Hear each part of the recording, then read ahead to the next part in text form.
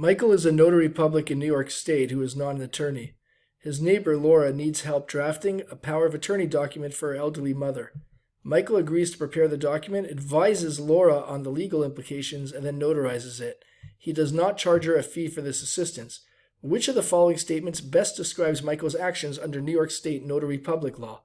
To help us answer this question, let's have a look at an excerpt from the Professional Conduct section of the Notary Public License Law booklet, and it states, unless a lawyer, the Notary Public may not engage directly or indirectly in the practice of law.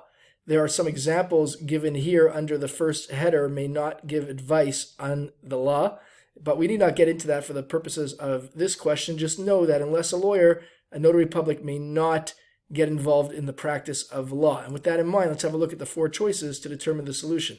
Choice A states, Michael violated the law by practicing law without a license, even though he didn't charge a fee.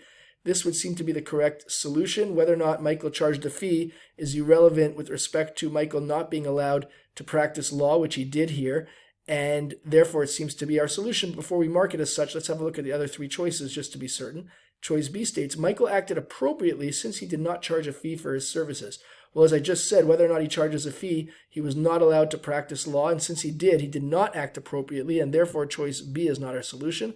Choice C states, Michael can draft legal documents for others as long as he also notarizes them. This is incorrect. Even if Michael notarizes the documents, he is not allowed to draft legal documents as a non-lawyer, and therefore choice C is not the correct solution either. And finally, choice D states, Michael only violated the law if he gave incorrect legal advice.